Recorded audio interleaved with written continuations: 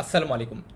সবাইকে স্বাগত জানাচ্ছি আমাদের আজকের এই ক্লাসটাতে। আজকের ক্লাসটা হচ্ছে প্রকৃতি ও প্রত্যয়ের উপর নেওয়া শেষ ক্লাস, এবং আজকের ক্লাসের মাধ্যমে আমরা প্রকৃতি ও প্রত্যয়ের যে বেসিকগুলো আমরা শিখছিলাম সেগুলো শেখা শেষ করব। ঠিক আছে? তো ঝটপট কমেন্টে লিখে জানাও যে কে কোথা থেকে আমাদের সাথে এই ক্লাসটাতে জয়েন করেছো, এবং তোমাদের যেই বন্ধুরা এখনও ক্লাসে জয়েন করতে পারে নাই তাদেরকে মেনশন করে জানিয়ে দাও যে ক্লাসটা কিন্তু শুরু হয়ে গেছে।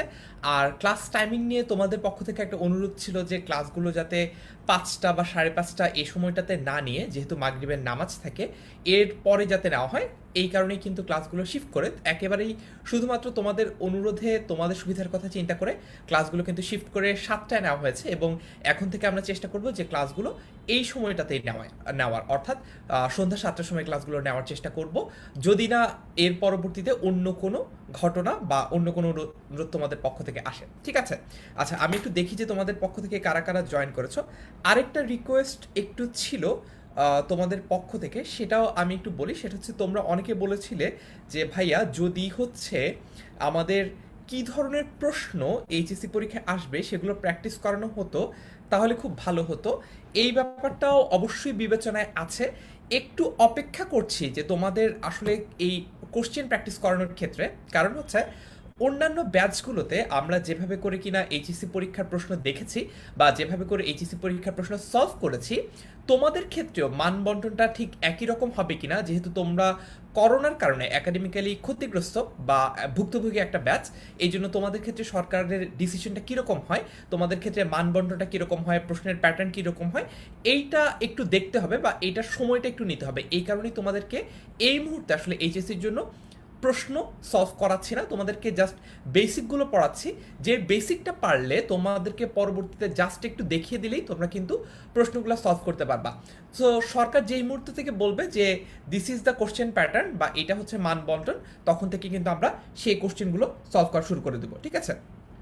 আচ্ছা, তো আমরা পড়ছিলাম কি? আমরা পড়ছিলাম হচ্ছে প্রকৃতি ও প্রত্যয়। তো আমরা হচ্ছে প্রকৃতিটা, এই যে প্রকৃতি, এই প্রকৃতিটা আমরা পড়ে ফেলেছি, ডান। আর প্রত্যয়টা, প্রত্যয়টা হচ্ছে এখন পর্যন্ত আধা ডান। আজকের ক্লাসেই আশা করা যায় যে পুরো ডান হয়ে যাবে। ঠিক আছে? আচ্ছা, তো তাহলে শুরু করা যাক। আচ্ছা, অনেকে আমাকে সালাম দিচ্ছ। ওয়ালাইকুম আসসালাম। নারায়ণগঞ্জ থেকে লিয়া জয়েন করেছে, জাহাঙ্গীর জয়েন করেছে বগুড়া থেকে। ঠিক আছে, তোমাদেরকে অনেক অনেক স্বাগত আমার ক্লাসটাতে। আমরা ক্লাসটা স্টার্ট করে দিই। তো আমরা একটু দেখি যে সংস্কৃত তদ্ধিত প্রত্যয় কিভাবে গঠিত হয়।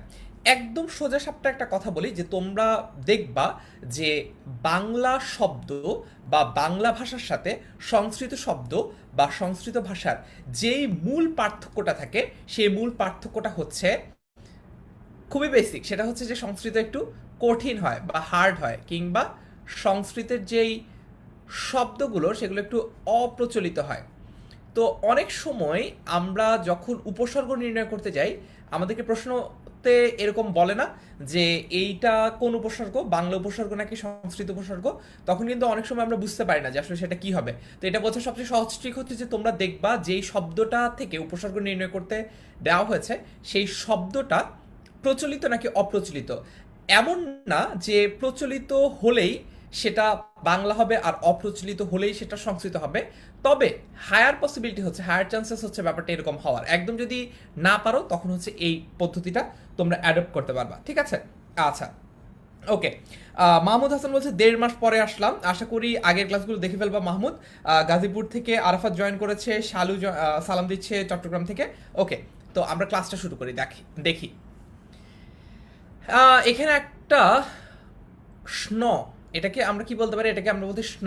এবার ফি, প্রত্যেকগুলোর নাম বলছি। হ্যাঁ, স্ন জফলা, ফিক, ইত, ইমন, ইল, ইষ্ট, ইন, তর, তম, তা, ত, নিন, নিয়, বতু, বি, র, ল ইত্যাদি সংস্কৃত। ইত্যাদি কি?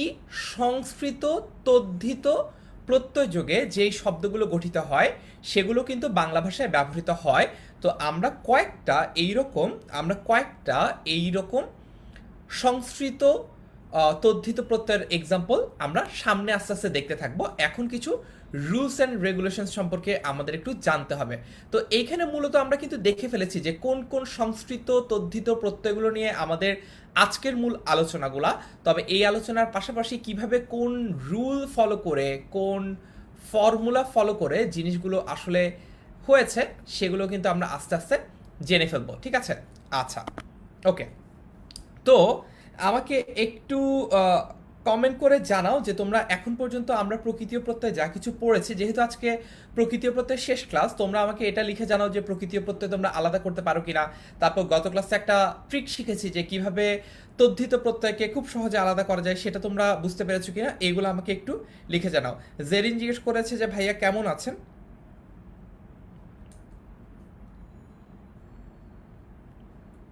হ্যাঁ, আলহামদুলিল্লাহ ভালো আছি। ওকে, তারপর দেখি এরপরে তোমাদের হাসিন কমেন্ট করেছো। ঠিক আছে,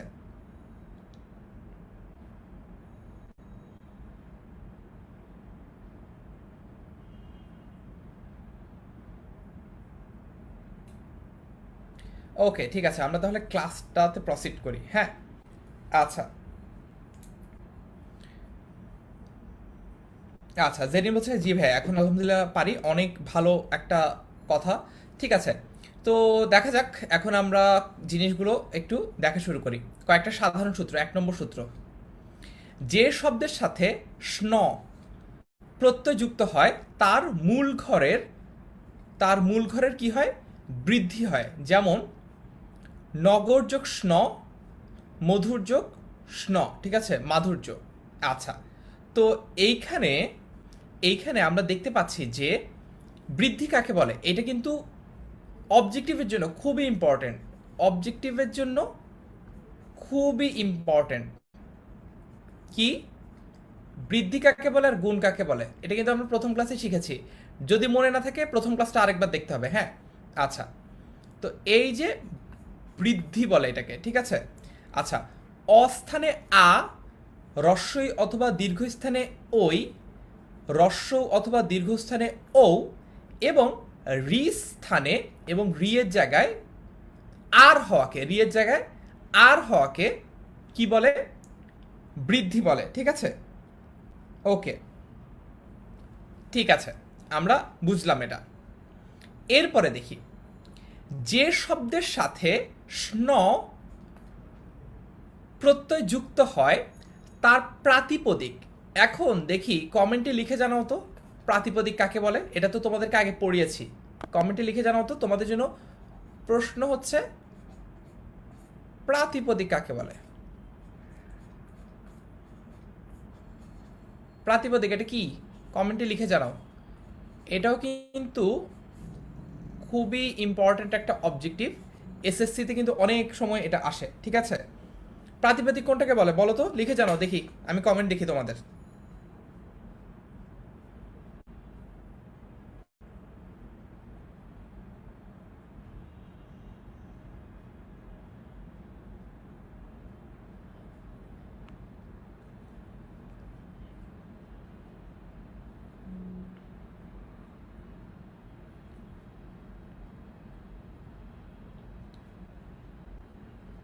কই কমেন্ট কই তোমাদের। আচ্ছা, ওকে, সো জেরিন বলছে যে বিভক্তিহীন নাম শব্দকে প্রাতিপদিক বলে। আচ্ছা, দেখি তো, এইখানে আমরা পাচ্ছি হচ্ছে প্রাতিপদিক। প্রাতিপদিক কোনটা, বিভক্তিহীন,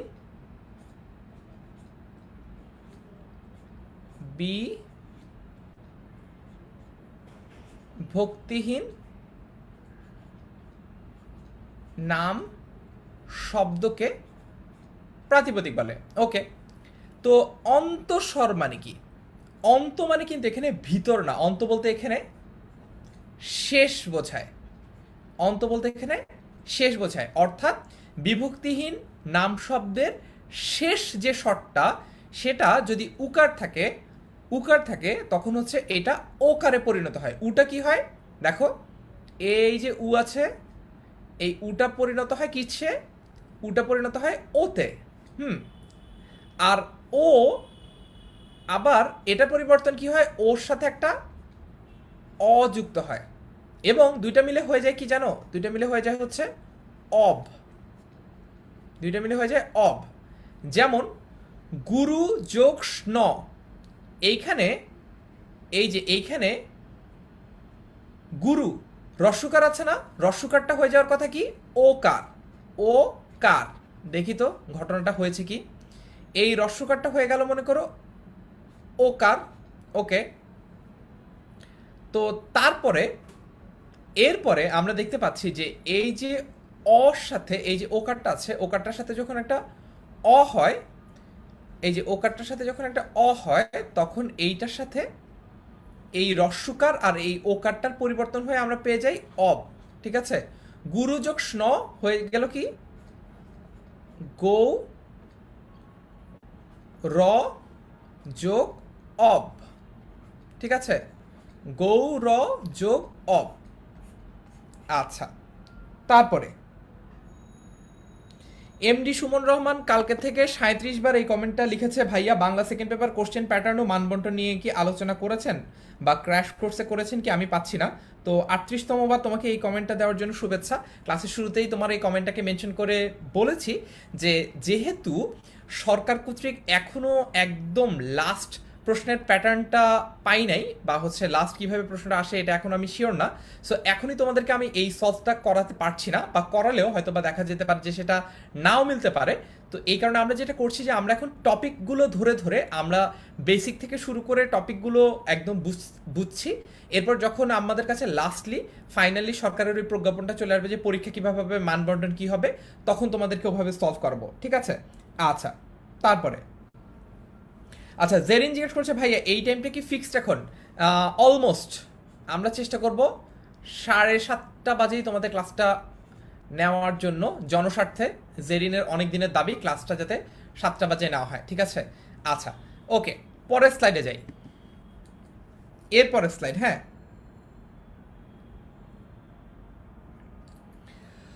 দুটি শব্দের দ্বারা গঠিত সমাসবদ্ধ শব্দের বা উপসর্গযুক্ত শব্দের সাথে তদ্ধিত প্রত্যয় যুক্ত হয়ে উপসর্গ সহ শব্দের বা শব্দ দুটির মূল ঘরের বৃদ্ধি হয়।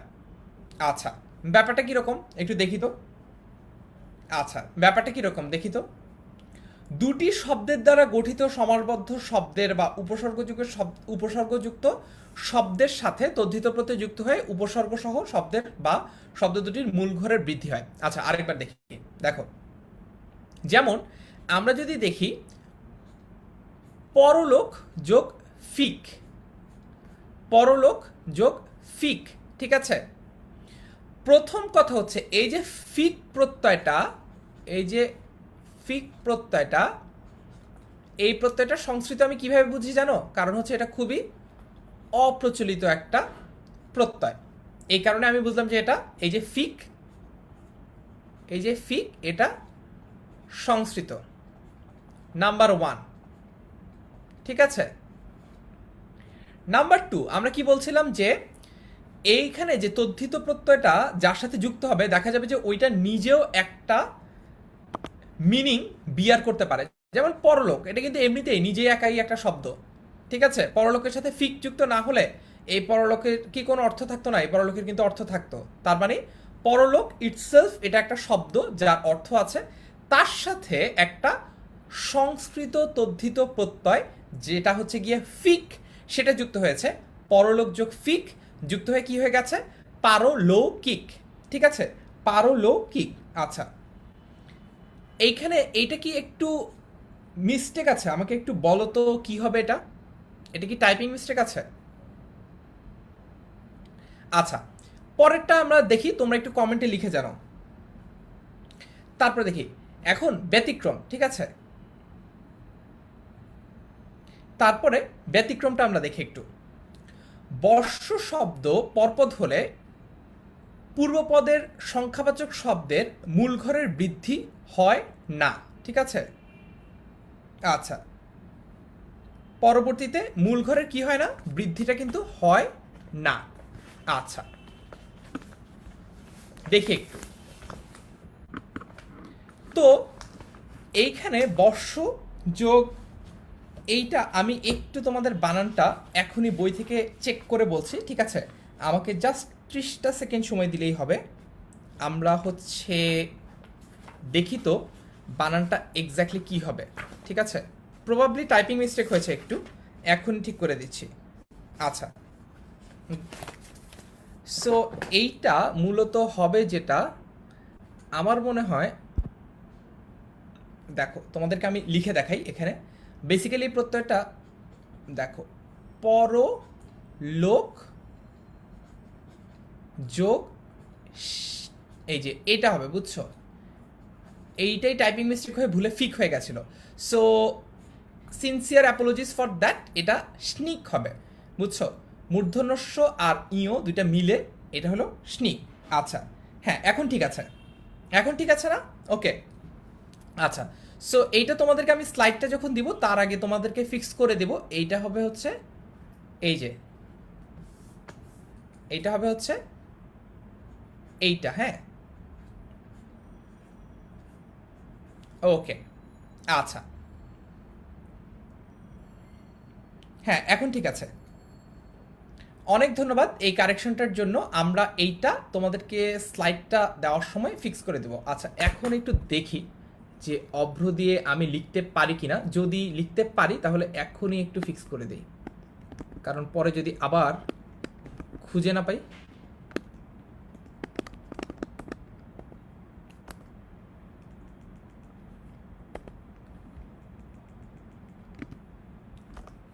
হ্যাঁ পারফেক্ট করে ফেলেছি, ওকে ডান।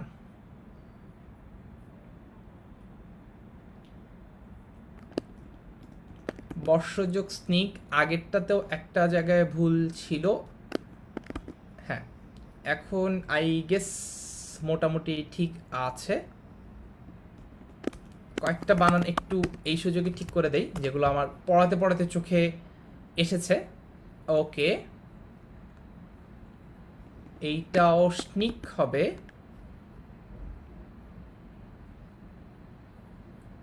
ওকে, সো মোটামুটি ঠিক আছে, আমরা এখন আবার ক্লাসে প্রসিড করতে পারি। ঠিক আছে, ওকে। তারপরে দেখি, এরপরে জ প্রত্যয় যুক্ত হলে, ঠিক আছে, জ প্রত্যয় যুক্ত হলে প্রাতিপদিকের অন্তে বা শেষে স্থিত, স্থিত মানে হচ্ছে অবস্থিত, অ আ রস্বই এবং দীর্ঘইয়ের লোপ হয়, রস্বই এবং দীর্ঘইয়ের লোপ হয়, ঠিক আছে? আচ্ছা, তো তাতে কি হয়? সম যোগ জ, কি হলো এটাতে? সম যোগ জ, সাম্য, ঠিক আছে? সম যোগ জ সাম্য, ডান। এখন আমাকে তোমরা বলো যে এইখানে যে সমযোগ জ সাম্য হলো, এখানে কোন জিনিসটা লোপ পেয়েছে বলো তো? সমযোগ জ এই যে সাম্য হলো, এখানে কি লোপ পেয়েছে দেখি। ইবনাত মনে হয় সাব অ্যাটমিক পার্টিকেলের মতো একসাথে দুই জায়গায় ক্লাস করছে। হ্যাঁ, তোমরা আমাকে বলো যে এইখানে এই যে সাম্য হলো, সমযোগ জ সাম্য হলো, এখানে কোন জিনিসটা লোপ পেয়েছে? এখানে বলা হয়েছিল যে অন্তে অবস্থিত বা শেষে অবস্থিত অ আ রস্বই এবং দীর্ঘই যে কোনো একটা লোপ হয়। এখানে যেভাবে লেখা হয়েছে মনে হচ্ছে যে সবগুলোই লোপ পায়, আসলে সবগুলো না, যে কোনো একটা লোপ পায়, ঠিক আছে? এখন বলো অ। আচ্ছা, সো এখানে সম এটার সাথে একটা অ ছিল, এই অটা লোপ পেয়েছে, ঠিক আছে? কবি যোগ জ কাব্য, কবি যোগ জ কাব্য, এইবার বলো এইখানে কি লোপ পেয়েছে?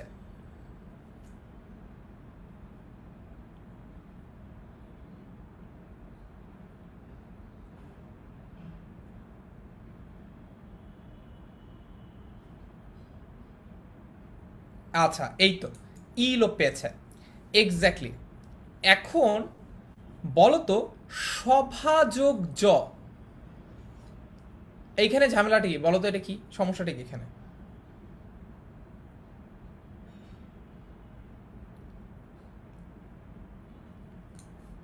এইখানে সমস্যাটা কি বলো তো?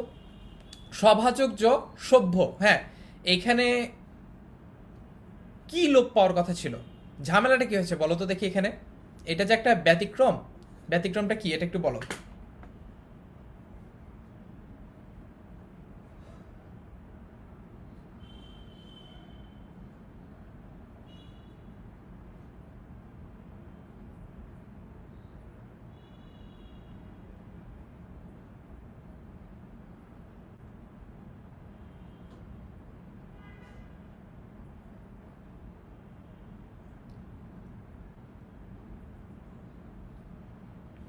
ওকে, অনেকগুলো কমেন্টই পেলাম, কিন্তু বুঝতে পারলাম না যে তোমরা কি বুঝাতে চেয়েছো।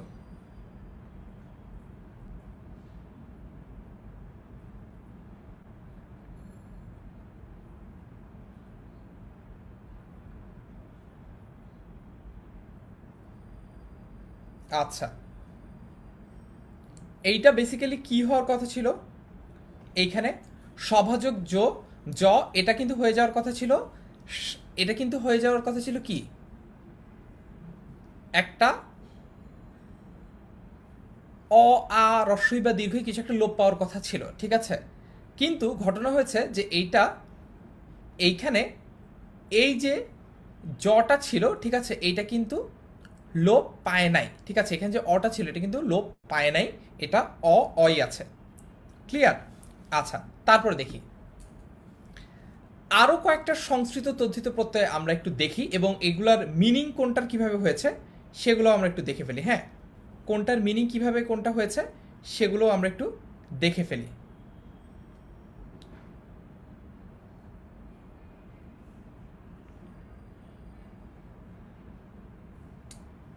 আচ্ছা,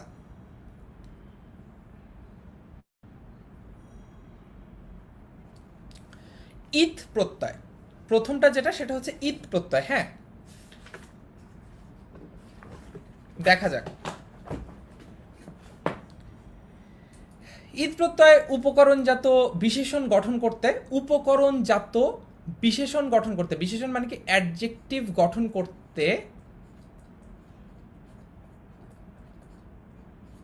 উপকরণজাত অ্যাডজেক্টিভ গ্রহণ করতে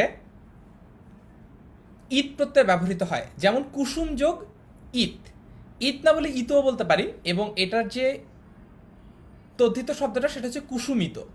তরঙ্গ যোগ ইত, তরঙ্গিত। কণ্টক যোগ ইত, কণ্টকিত। তার মানে হচ্ছে উপকরণ বলতে কি বোঝাই? উপকরণের মানে কি আমরা জানি? উপকরণের মানে হচ্ছে ইনগ্রেডিয়েন্ট।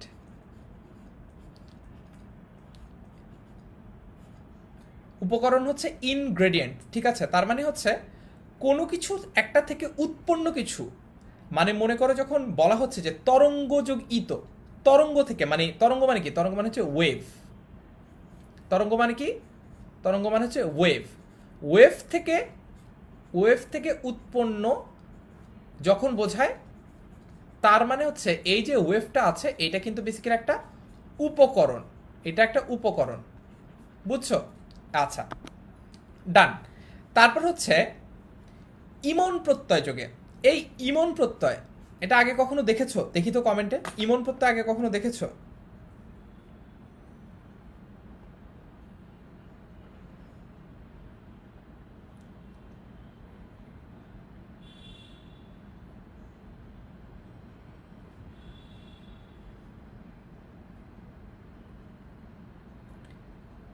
আচ্ছা,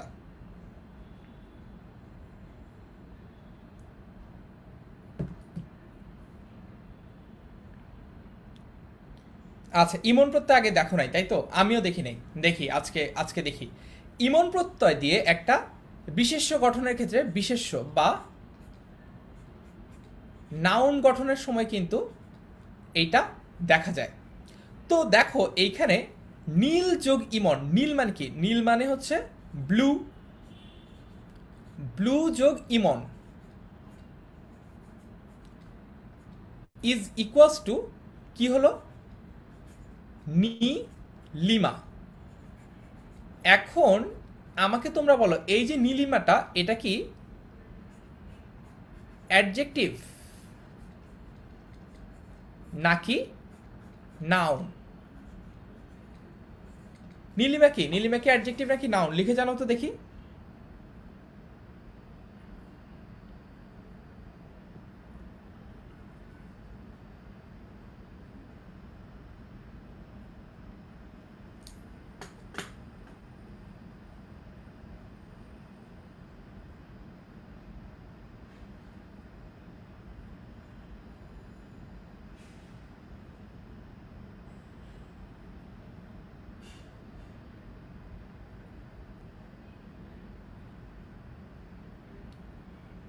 নীলিমা কি দেখি কমেন্টে লিখে জানাও।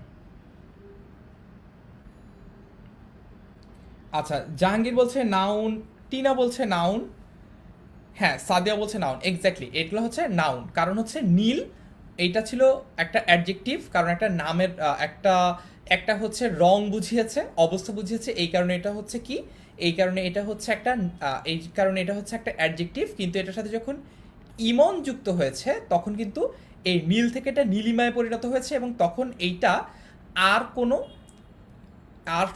কোনো অ্যাডজেক্টিভ না, এইটা একটা অবস্থার নাম বুঝিয়েছে, এই কারণে এটা হয়ে গেছে একটা নাউন। ঠিক আছে। আচ্ছা, তারপরে ই প্রত্যয় যোগে পঙ্কযোগ ই পঙ্কিল, উর্মিযোগ ই উর্মিল, ফ্যান যোগ ই ফেনিল। ঠিক আছে, এইটাও কিন্তু একটা উপকরণজাত বিশেষণ। উপকরণজাত বিশেষণ কিরকম, এই যে এখানে কিন্তু আমরা দেখেছি উপকরণজাত বিশেষণ কীরকম হয়, এখানে কিন্তু আমরা দেখেছি তাই না, একই রকমই ঈদ প্রত্যয় যেভাবে হয় ই প্রত্যয়ও সেভাবে হয়। ঠিক আছে। আচ্ছা, তারপরে তারপরে এইটা বেসিক্যালি ইষ্ট প্রত্যয় হবে, এটা তোমাদের একটু ফিক্স করে দেই।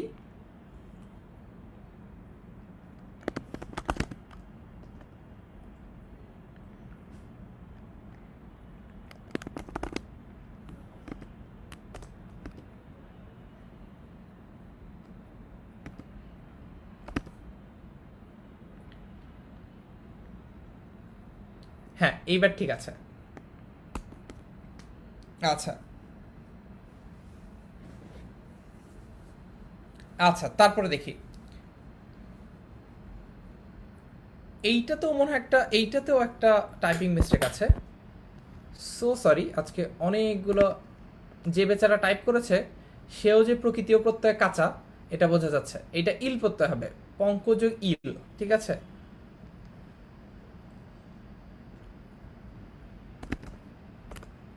হ্যাঁ, এইবার ঠিক আছে, উর্মি যোগ ইল। খুবই দুঃখিত, আমাদের টাইপিং সৈনিকও আমাদের মতোই প্রকৃতি ও প্রত্যয় কাঁচা, এই জন্য কিছু ভুল এসেছে। সো এইটা বেসিক্যালি ইল প্রত্যয় হবে। হ্যাঁ, এটা হবে ইল প্রত্যয়, আর এটা হবে ইষ্ট প্রত্যয়। একটা হবে ইল প্রত্যয় আর একটা হচ্ছে ইষ্ট প্রত্যয়। ঠিক আছে। আচ্ছা, সো অনেক প্রশ্ন করেছে, সরি সুমাইয়া প্রশ্ন করেছে, ভাইয়া আমাদের পরীক্ষা কি শর্ট সিলেবাসের উপর হবে? মোস্ট প্রবাবলি তোমাদের পরীক্ষা শর্ট সিলেবাসের উপরই হবে। আছে কিনা এইটা বোঝার জন্য আমাদের একটু অপেক্ষা করতে হবে।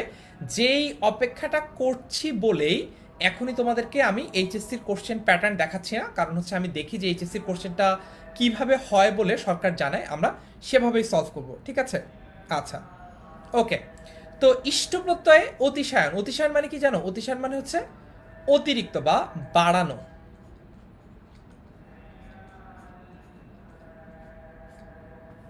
গুরুযোগ ইষ্ট গরিষ্ঠ। অতিশায়ন মূলত সেই সকল ক্ষেত্রে ব্যবহার হয় যে আমরা ডিগ্রির সাথে পরিচিত না, ডিগ্রি, এই যে তোমরা যেমন এইচএসসি ডিগ্রির জন্য পড়ালেখা করছো, এই ডিগ্রি সেই ডিগ্রি না, এই ডিগ্রি হচ্ছে ওই যে সুপারলেটিভ ডিগ্রি। ঠিক আছে, ওই ডিগ্রিটা। হ্যাঁ, তো অতিশায়ন মূলত দেখা যায় যে, মনে করো আমরা দেখি না এরকম গুড, বেটার,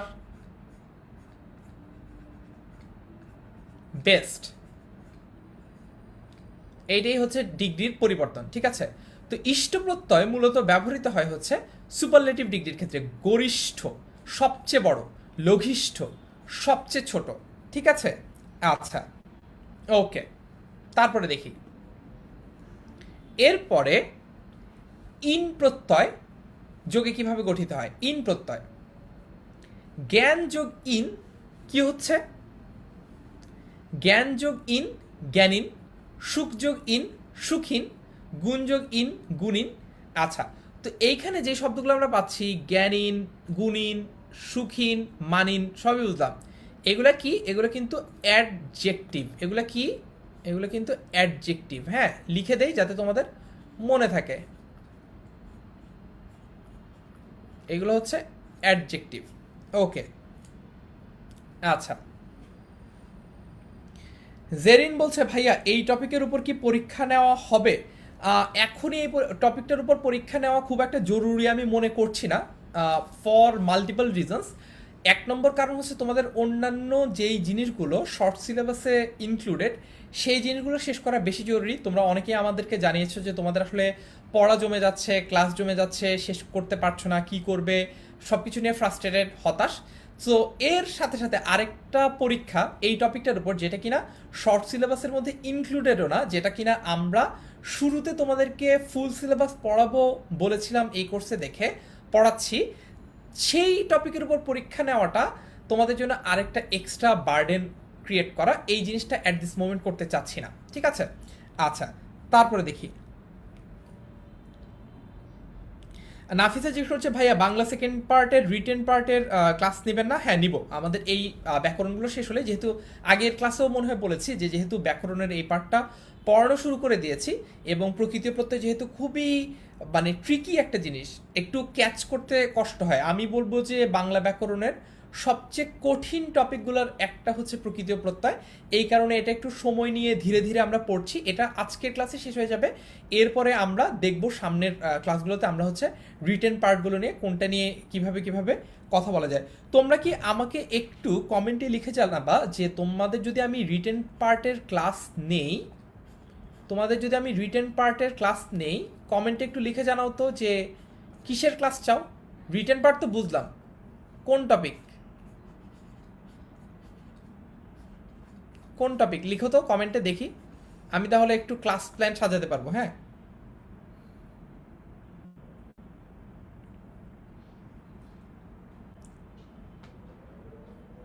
আচ্ছা, সুমাইয়া জাহান ঐশী বলছে আমি শর্ট সিলেবাস পড়ছি, যদি আবার ফুল সিলেবাস বলে তখন কি করব।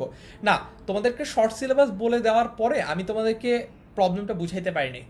তোমাদের পরীক্ষা শর্ট সিলেবাসেই হবে, যেহেতু এটা বলা হয়েছে যে তোমাদের পরীক্ষার জন্য একটা শর্ট সিলেবাস প্রণয়ন করা হয়েছে, সেটা নিয়ে আমাদের কোনো সমস্যা নেই। পরীক্ষাটা শর্ট সিলেবাসেই হবে, আবারও বলছি, ঠিক আছে? কিন্তু সমস্যা হচ্ছে মানবন্টনটা কি হবে।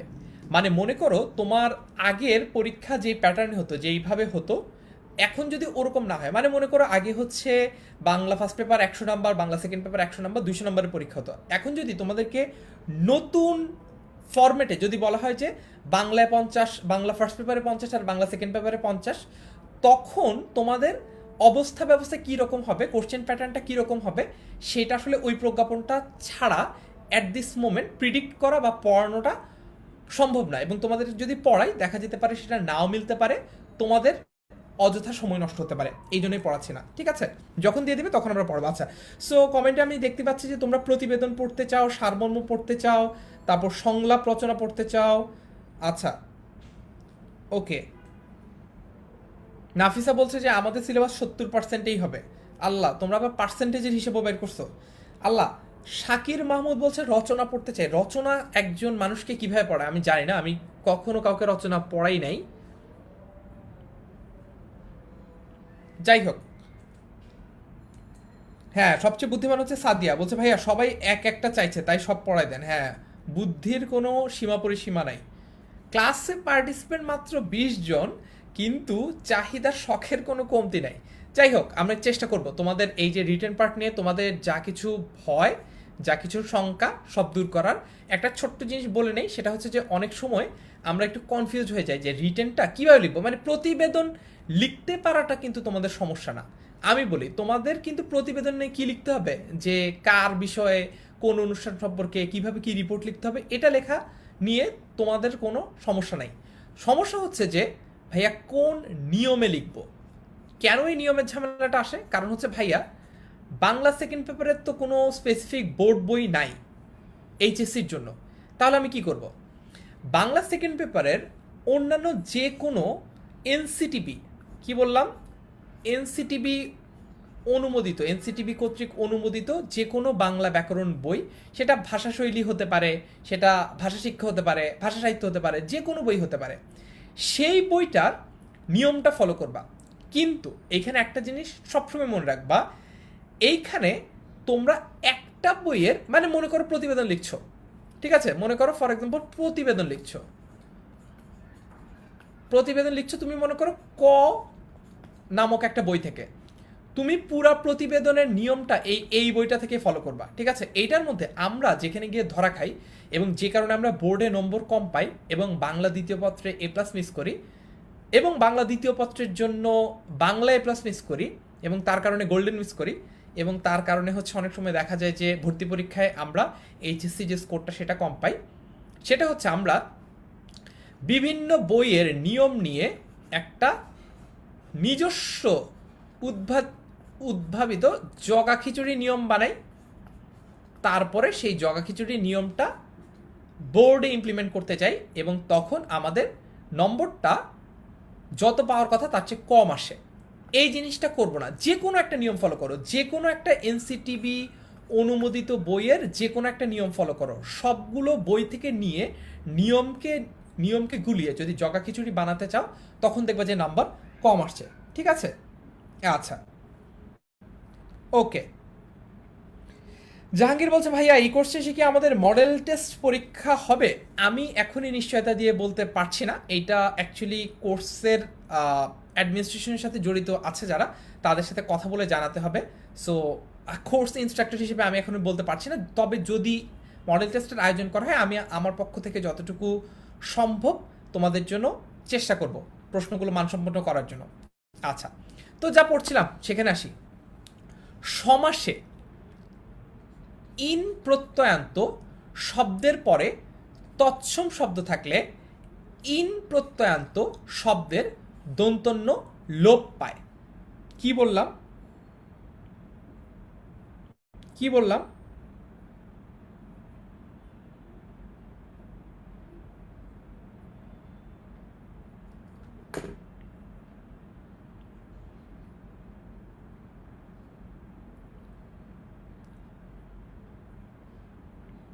আচ্ছা, আবার দেখি। সমাসে ইন প্রত্যয়ান্ত, তার মানে ইন প্রত্যয়ান্ত মানে হচ্ছে যেই অংশটা শেষে ইন আছে, হ্যাঁ, যেমন হচ্ছে জ্ঞানীগণ ছিল না, জ্ঞানীগণের এখানে কিন্তু জ্ঞানযোগ ইন ছিল, হ্যাঁ, তো এখানে একটা ইন আছে। ওকে, ইন শব্দের পরে কোনো তৎসম শব্দ থাকলে, ইন শব্দের পরে কোনো তৎসম শব্দ ছিল, যেমন আমরা একটু দেখি জিনিসটা জগা খিচুড়িটা হয়েছে কি, জ্ঞান যোগ ইন যোগ গণ, ঠিক আছে? এই যে গণ, এই গণ হচ্ছে একটা কই তৎসম শব্দ, এই গণটা হচ্ছে একটা তৎসম শব্দ, ঠিক আছে? তো এই এই যে গণটা আছে, এই ইনটার জন্য ইন প্রত্যয়ান্ত শব্দের কি লোপ পাবে? দেখি তো ইন প্রত্যয়ান্ত শব্দের কি লোপ পাবে? কি লোপ পাবে? লোপ পাবে হচ্ছে এই দন্তন্যটা, অর্থাৎ জ্ঞান যোগ ইন যোগ গণ, এই গণটা যেহেতু একটা তৎসম শব্দ তাই এই দন্তন্যটা লোপ পাচ্ছে। তো জিনিসটা কি হয়ে যাচ্ছে? জিনিসটা হয়ে যাচ্ছে জ্ঞানী গণ, ঠিক আছে? জ্ঞান যোগ ইন যোগ গণ, এখান থেকে গণ যেহেতু একটা তৎসম শব্দ এই কারণে ইনের দন্তন্যটা বাদ হয়ে যাচ্ছে আর রস্যইটা রূপান্তরিত হয়ে যাচ্ছে দীর্ঘই। সো ওভারঅল আমরা পেয়ে যাচ্ছি এই শব্দটা জ্ঞানী গণ। ওকে, আচ্ছা, ঠিক আছে। মুনা সাফা বলছে ভাইয়া কোর্সের ক্লাস শেষ হলে কি ভিডিওগুলো থাকবে? এই ভিডিওগুলো কেন আমি ডিলিট করে দিব বলো তো? আমার কি মানে কোনো স্বার্থ আছে এই ক্লাসগুলো সরায় ফেলার? ক্লাসও থাকবে, তোমাদের গ্রুপও থাকবে, কোনো সমস্যাই নেই। তবে যখন যে ক্লাসটা করাচ্ছি তখন সেটা লাইভ করার ট্রাই করো, কারণ হচ্ছে ক্লাসগুলো যদি জমে যায় পরবর্তীতে করে শেষ করাটা অনেক টাফ হয়ে যাবে, ঠিক আছে? আচ্ছা, তারপর দেখি। তারপর হচ্ছে তা ও ত প্রত্যয় যোগে কি গঠন হয়? বিশেষ্য গঠন হয়। কি গঠন হয়? বিশেষ্য। বিশেষ্য মানে কি জানি, মনে আছে না ভুলে গেছি? বিশেষ্য মানে হচ্ছে নাউন। ওকে, বন্ধু যোগ তা, বন্ধুতা। তো এইটাতে তা না হয়ে এটা কিন্তু ত হতে পারতো, তাই না? দেখো মানে বন্ধুর সাথে, দেখো একটা দিয়ে বুঝাই, বাকিগুলো তোমরা এমনি বুঝবা। বন্ধুর সাথে তাও যুক্ত হতে পারে, আবার ত যুক্ত হতে পারে। তো যেটা যুক্ত হবে সেটাই লিখব, অর্থাৎ হয় লিখব বন্ধুতা, অথবা লিখব বন্ধুত্ব। ক্লিয়ার? আচ্ছা, একই রকম ভাবে বাকিগুলো ঘনত্ব, মহত্ব ইত্যাদি। হ্যাঁ, সো এটা বুঝে ফেললাম, নট এ বিগ ডিল। আচ্ছা, সুমাইয়া জাহান ঐশী বলছে যে লাইভ করার মজাই আলাদা। হ্যাঁ, 100 তো এরপরে তর ও তম প্রত্যয় অতিশায়নে। তো এইখানে একটা জিনিস দেখো, ওই যে আমরা ডিগ্রির কথা বলেছিলাম না, ডিগ্রি, হুম, এই যে ডিগ্রি, হ্যাঁ, এখন বলো মধুর, মধুরতম, মধুরতর, মধুরতম। আমাকে এখন বলো তো দেখি, মধুরটা কোন ডিগ্রি, মধুরতরটা কোন ডিগ্রি, আর মধুরতমটা কোন ডিগ্রি? সবার সবগুলো লেখার দরকার নেই, মনে করো এক একজন এক একটা কমেন্ট করতে পারো। কেউ লেখা হচ্ছে মধুর এটা কোন ডিগ্রি, কেউ লেখা হচ্ছে যে মধুরতর এইটা কোন ডিগ্রি, আর কেউ লেখা হচ্ছে মধুরতম এইটা কোন ডিগ্রি। ঠিক আছে, দেখি লিখো মধুর, মধুরতর, মধুরতম, কোনটা কোন ডিগ্রি লিখে জানাও দেখি।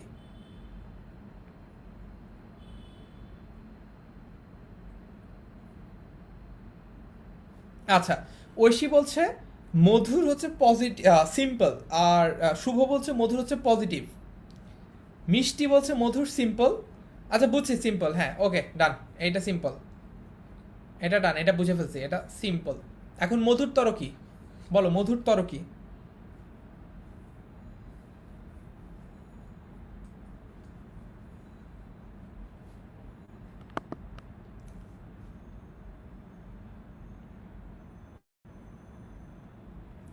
নাফিসা বলছে ভাইয়া রেকর্ডেড ক্লাস করার সময় যদি কোশ্চেন থাকে তাহলে কি করব?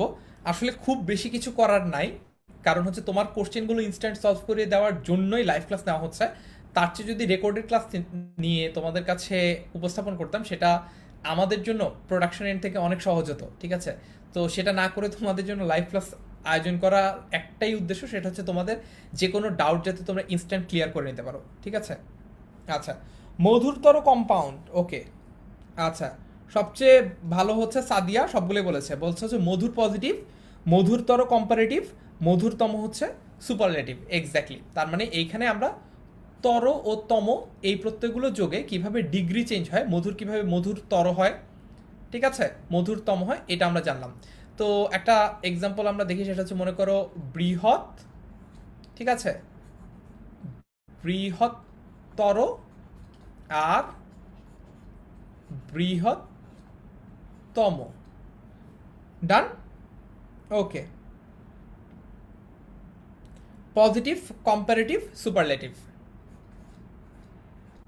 পজিটিভ, কম্পারেটিভ আর সুপারলেটিভ।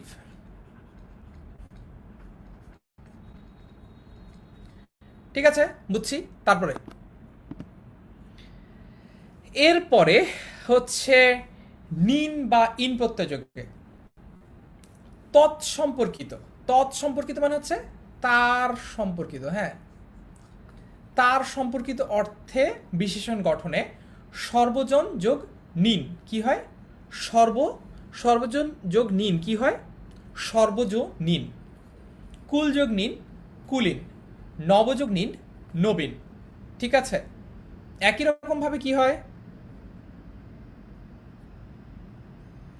একই রকম ভাবে কি হয়, জল যোগ নিয় জলীয়। নিয়টা কি হয়ে যায়? নিয়টা কিন্তু ইও হয়ে যায়। ঠিক আছে, দেখো এই যে নিয়,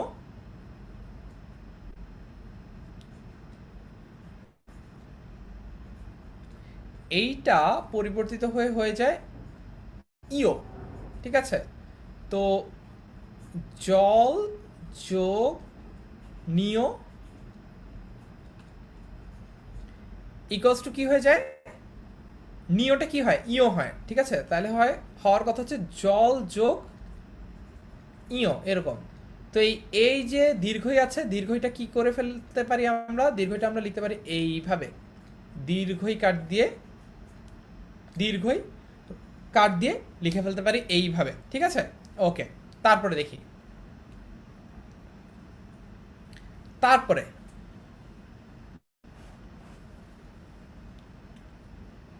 বতুপ থেকে বত, মতুপ থেকে মত, প্রথম আর এক বচনে যথাক্রমে বান এবং মান হয় এবং বিশেষ্য গঠনে ব্যবহৃত হয়। আচ্ছা, একটু বোঝার চেষ্টা করি, দেখি তো। প্রথমা, প্রথমা মানে কি? প্রথমা হচ্ছে একটা বিভক্তি। প্রথমা বিভক্তি কোনগুলা দেখি, লিখে জানাও কোনটা প্রথমা বিভক্তি। আগেও পড়েছি কিন্তু, আগের ক্লাসে তোমাদের কনফিউশন ছিল, দেখি পারো কিনা, দেখি পারো কিনা। প্রথমা বিভক্তি কোনগুলা কমেন্টে লিখে জানাও তো, প্রথমা বিভক্তি কোনগুলা দেখি।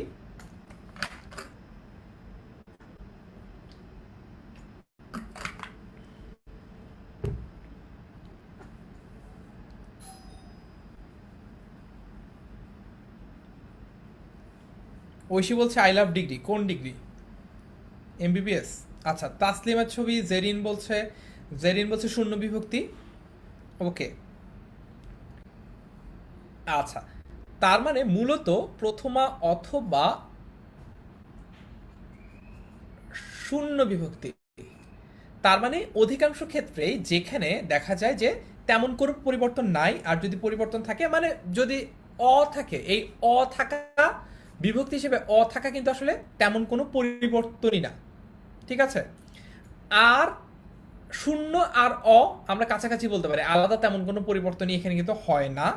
তো দেখা যায় যে এ অথবা তে এখানে কিছু পরিবর্তন হতে পারে।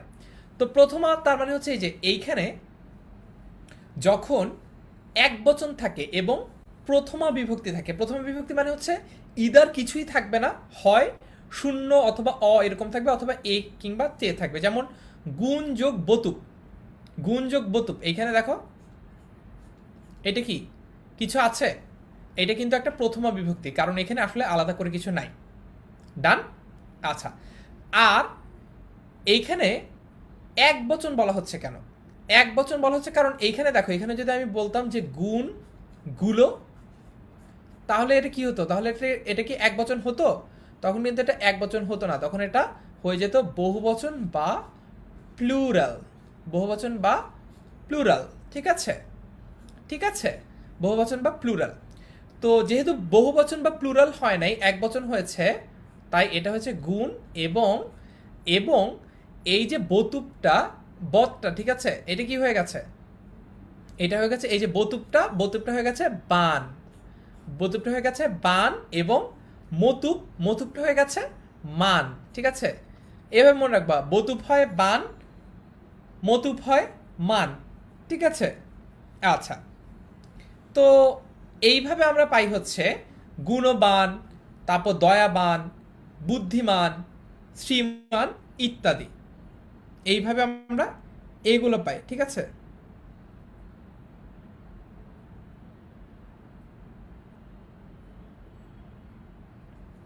আচ্ছা, জেরিন জিজ্ঞেস করছে ভাইয়া এই কোর্সে বাংলা শেষ হতে আর কয়দিন লাগতে পারে? আমাদের প্রবাবলি আরও 12 থেকে 15টা ক্লাস লাগবে।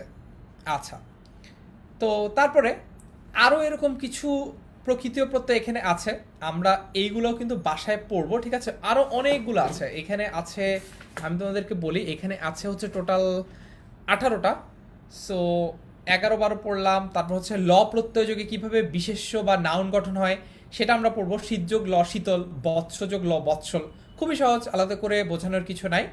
স্ন প্রত্যয় যোগে কীভাবে গঠিত হয়, কি মনুযোগ স্ন মানব, যদুযোগ স্ন যাদব, এইভাবে, ঠিক আছে? আচ্ছা, এখন প্রশ্ন করতে পারো, প্রশ্ন করতে পারো যে ভাইয়া অপত্য মানে কি? তোমরা আমাকে বলো তো, তোমরা কি অপত্য কোষ এটা শুনেছ? অপত্য কোষ শুনেছ এটা? অপত্য কোষ কাকে বলে বলো তো দেখি, পারো কিনা কমেন্টে দেখি আমি।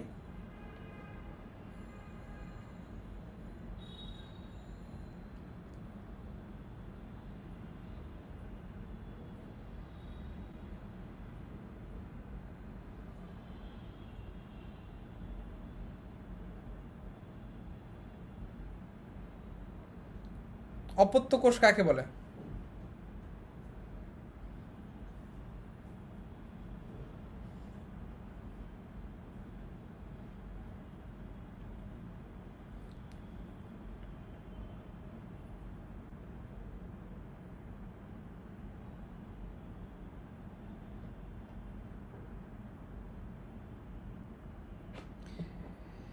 মিথিপাল বলছে নতুন।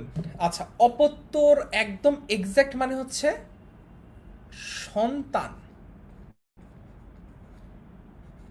সন্তান মানে মূলত এখানে বোঝানো হচ্ছে যে উদ্ভব, মানে একটা জিনিস থেকে আরেকটা জিনিস যদি উদ্ভব বা উৎপন্ন হয় তখন আমরা সেটাকে বলতে পারি হচ্ছে অপত্য। যেমন মনোযোগ স্ন মানব, ঠিক আছে, মনু থেকে মানবের সৃষ্টি হয়েছে, এই জন্য এটাকে আমরা অপত্য অর্থে বলছি। যদু থেকে যাদব সৃষ্টি হয়েছে, এই কারণে এটা আমরা অপত্য বলছি। এরপর হচ্ছে উপাসক অর্থে শিবযোগ স্ন শৈব জৈন, তার মানে যারা শিবের উপাসনা করে তারা হচ্ছে শৈব, যারা জিনের উপাসনা করে এই জিন কিন্তু ওই জিনই না, ঠিক আছে। সো এই রকমভাবে যে যার উপাসনা করে সেখান থেকেও কিন্তু একটা শব্দ গঠন করা যায়। একই রকমভাবে সম্পর্ক বোঝাতে হয়, ভাব অর্থে হয়, ঠিক আছে। আচ্ছা, ওকে। তো একটা প্রশ্ন এসেছে যে ভাইয়া কখন বতুপ হয় আর কখন কখন বতুপ হয় আর কখন মতুপ হয়, ঠিক আছে। মূলত এই জিনিসটা আসলে ডিপেন্ড করে যে তোমার এই যে শব্দটা আছে, হ্যাঁ, এই যে শব্দটা আছে গুণবান বা শ্রীমান, দয়াবান বা বুদ্ধিমান, এইটার উপর ডিপেন্ড করে যে বতুপ হবে নাকি মতুপ হবে। তার মানে যদি মান থাকে, এই যে শব্দের শেষ অংশে যদি মান থাকে তাহলে মতুপ হবে, আর যদি বান থাকে তাহলে কি হবে? বতুপ হবে। তার মানে আমরা দেখো, তোমরা যে অ্যাপ্রোচটাতে চিন্তা করছো যে ভাইয়া গুণের পরে, এই যে মনে করো গুণ, ভাইয়া গুণের পরে বতুপ হবে নাকি মতুপ হবে, কি বিপদ ভাই। ব্যাপারটা এভাবে চিন্তা করার কোনো দরকার নেই, কারণ আমরা এমনিতে যে শব্দটা জানি, শব্দটা কি গুণবান নাকি গুণমান? গুণমান এই শব্দটা বলি আমরা। আচ্ছা, তারপর হচ্ছে দয়াবান বলি নাকি দয়ামান বলি, গেল, ঠিক আছে একটা। ওকে, এখানে দেখো শ্রীমান, আমরা কি শ্রীমান বলি নাকি শ্রীবান বলি? বুদ্ধিমান বলি নাকি বুদ্ধিবান বলি? আমরা এই জিনিসটা যেভাবে বুঝবো সেটা হচ্ছে নর্মালি সাধারণত আমরা যখন শব্দটা ব্যবহার করি, মূল যে শব্দটা আছে দয়াবান, বুদ্ধিমান, ঠিক আছে, গুণবান, শ্রীমান, মূল যে শব্দটা আছে, মূল শব্দের শেষ অংশটা যদি বান থাকে তাহলে সেটা এসেছে বতুপ থেকে, আর যদি মান থাকে তাহলে সেটা এসেছে মতুপ থেকে। আশা করি এই ব্যাপারটা তোমাদের কাছে ক্লিয়ার। আচ্ছা, তারপরে দেখি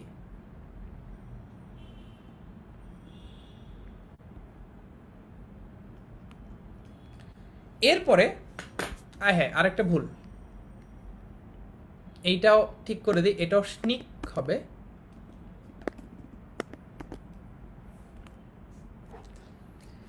তো আল্লাহ, অনেকগুলো ফিক আছে, ফিক ফিক করে হাসছে, অনেকগুলো ভুল, সবগুলোকে স্নিক করে দেই। হ্যাঁ,